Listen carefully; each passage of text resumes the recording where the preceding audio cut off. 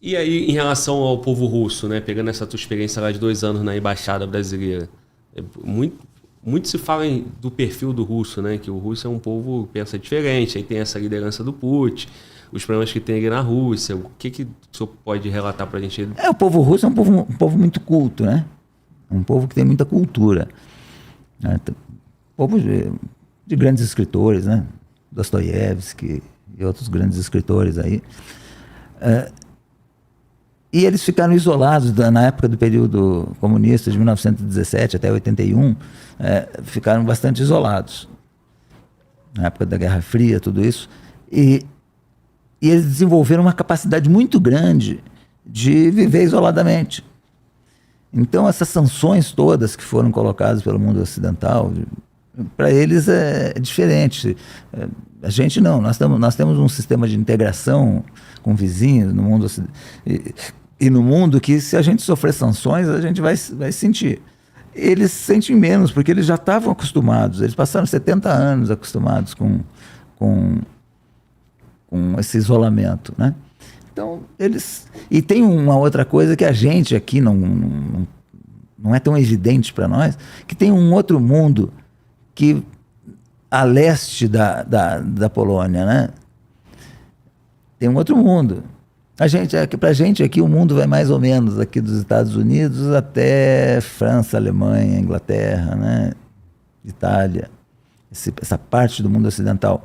Mas tem um comércio com a Índia, com Bangladesh, com o Paquistão, com aqueles países daquele lado lá, que saem fora desse bloqueio. Então, você vê que com todo esse bloqueio, a Rússia consegue fazer negócios, tem a China, né? Tem alguns países asiáticos. Então, mas é que a gente tem uma ideia muito ocidental, né? Então, as sanções não estão fazendo tanto dano como era esperado, né?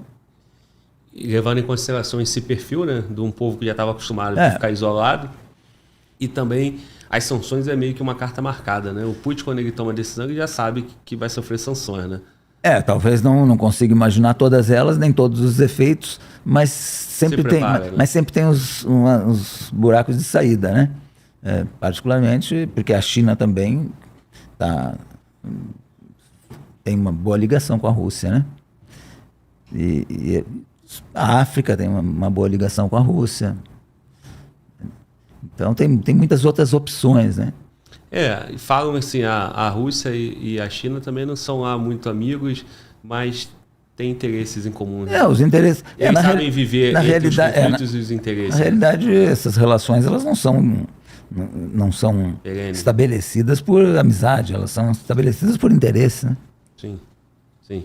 E aí o russo ele quando ele toma essa decisão, né, esse avanço desde 2014, o Putin está calculando bem isso, né?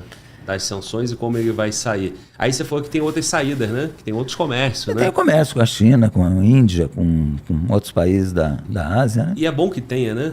É bom que ele tenha alternativa, né? Porque naquela linha de que, você tem que deixar o teu inimigo ele tem que ter uma rota de fuga, né? Ele tem que ter um escape, né? Se ele não tiver, ele luta... Nesse caso aí não é proposital deixar esse escape, não. É porque não tem jeito. Sim. É porque não tem jeito, você não consegue bloquear tudo. E tem outras coisas que você tem opções, né? Você não consegue participar do sistema financeiro ocidental de transferência de dinheiro, você tem outro sistema para o leste, né? Então, você entra no outro sistema. Você não dá para transferir pelo Pix, você transfere de outra forma, né? Então, é um mundo que você não consegue fechar todas as portas. Então, as sanções que foram feitas à Rússia, elas não funcionam da maneira como a gente viu, assim, de início, né? Tanto que a guerra está se prolongando e eles estão mantendo ali a sua logística. Sim, e quem analisa daqui tem dificuldade de fazer uma análise mais completa, porque não entende como é que funciona. Né? E principalmente o entendimento do relacionamento histórico e cultural entre Rússia e Ucrânia. Isso é uma coisa que só vivendo lá que você consegue ver qual é o relacionamento. Inclusive, Moscou foi fundada por um príncipe ucraniano. Para alguns locais da Rússia, a mãe é a Ucrânia. Então, eles têm um relacionamento cultural. Tem mais 2 locais com um relacionamento especial difícil de entender, que é Rússia, Bielorrússia e Rússia, Geórgia. Né? Bielorrússia, Geórgia e Ucrânia. Esses 3 têm uma relação com a Rússia completamente diferente do que nós estamos acostumados. Por exemplo, a Crimeia foi dada de presente para a Ucrânia em 59 pelo Nikita Khrushchev, para comemorar os 300 anos de irmandade Ucrânia-Rússia. Para nós é impossível você imaginar que o Brasil vai pegar um pedaço do Brasil e vai dar de presente para o vizinho. Né? Então, eles têm um relacionamento completamente diferente do nosso. Também tem isso. Então, fica muito difícil para a nossa imprensa, para os nossos analistas. Você tem que mandar o analista para lá, e aí ele fica lá e aí ele manda as informações, porque aí ele consegue absorver o ambiente cultural, né? E depois de um tempo, né? Depois de um tempo. Não é logo quando chega também. E aí o tempero para esse conflito aí, já que eles tem tudo isso, é de fato a interferência da OTAN, na tua leitura? A mudança de governo lá na Ucrânia? A OTAN foi criada ali em 45, logo depois da Segunda Guerra Mundial. Acredito que a OTAN é de 45. E aí a Rússia fez o Pacto de Varsóvia, acho que é de 48, mais ou menos, um pouquinho depois. Quando o Pacto de Varsóvia acabou, a OTAN ela não fez revisão da política dela. Ela continuou com a mesma política, com a mesma filosofia, com os mesmos treinamentos, as mesmas hipóteses de conflito, tudo isso. Então, você ficou com... aí a OTAN pegou Estônia, Letônia, Lituânia, alguns outros países ali, mas quando foi mexer aquilo que eu falei, aquele relacionamento especial, Bielorrússia, Geórgia e Ucrânia, quando tocou na Ucrânia, aí tocou na ferida. Né? E aí desencadeou todo esse problema. A Ucrânia ela tem uma característica que ela fez parte, o oeste da Ucrânia fez parte do Império Austro-Húngaro, então tem muita ligação com a Europa Ocidental. E o leste tem muita ligação com a parte russa, ele é mais isolado da parte oeste. Então, agora chegou nesse ponto. A OTAN ela tem que fazer uma revisão também na filosofia dela. Né? Agora não, porque agora consolidou mais aquilo que ela vinha, a expectativa dela. Vamos ver como é que vai. Mas ela podia ter feito essa revisão política antes. Então, não fez. Então, essa dimensão humana que precisa ser considerada agora para parar o conflito. Sim. Não é o problema financeiro, não é o problema de suporte de dinheiro. Os Estados Unidos abrir mão de mais 500 milhões de dólares, ou na Europa fazer um rateio ali, uma vaquinha, né?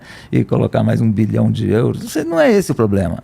O problema é a dimensão humana do conflito que a gente tem que considerar. Sim, mas será que esses líderes pensam dessa forma ou eles não estão muito interessados nisso? Não, quem está envolvido ali no conflito está envolvido na parte operacional e na parte estratégica.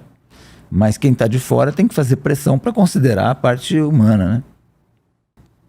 E é um conflito que, nesse momento, é um conflito que eu vejo que não tem condições de um vencer o outro.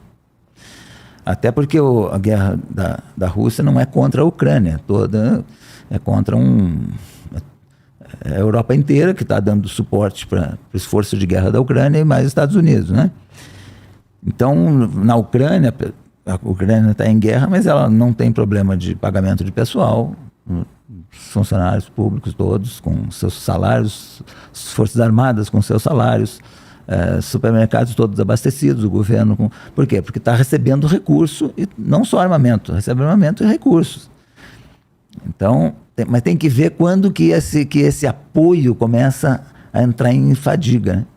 A gente percebe que já tem algumas dificuldades para esse apoio continuar no mesmo nível que ele vinha.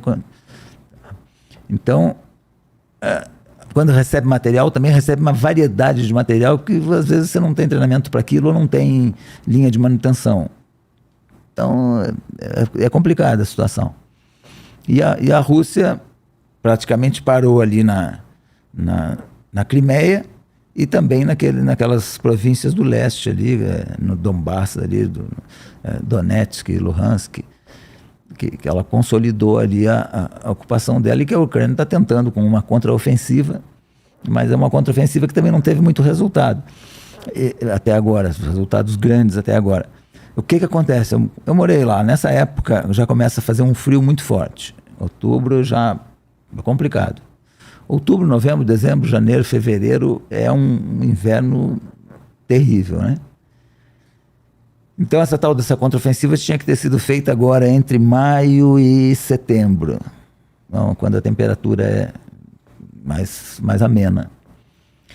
Então eu acredito que não vai ter muita evolução a partir de agora, exatamente por causa da temperatura. Não é tão fácil assim. Uma outra coisa é que existe alguma chance de fazer propostas de paz. Existe alguma chance de fazer propostas de paz. Claro que vai ter que ter uma comissão internacional, propor uma comissão internacional para observar esses territórios que foram ocupados e marcar reuniões depois para discutir o assunto mais lá na frente, mas parar o conflito. Como que seria isso? Como funciona isso? Qual o protocolo? Isso aí teria que ter uma liderança internacional, ou um grupo de países, ou um grupo de políticos, ou as Nações Unidas, né, fazer uma proposta para que os dois aceitassem suspender as hostilidades e essa área em disputa ficar para discussão posterior. Então, para parar o conflito, né? Então, isso aí é uma das opções, né? Tem outras, logicamente, que vão ter que ser discutidas. Que é na linha do que o Trump falou lá nos Estados Unidos, né? Ele disse que ele voltando para a presidência, ele acaba com isso aí em 48 horas. Mas dá para chegar na paz, a grosso modo foi esse o contexto, mas a Ucrânia tem que entender que ela está perdendo e ela vai precisar ceder. Que seria interromper o conflito e deixar essa área do leste ali para depois. É muito difícil você convencer uma parte que está em guerra de que ela vai perder alguma coisa. Você não pode, você tem que ao menos deixar aquele pedaço sob discussão. Deixa para discutir depois, né? Depois vai ser outra discussão. Mas se você fizer uma proposta aberta de que você vai ter que perder isso aqui, você não aceita. E é normal que não aceite. Faz sentido, né? Agora, se disser, olha, os dois lados aí, vamos discutir depois essa parte, esse pedaço aqui, vamos discutir depois. Então agora para tudo.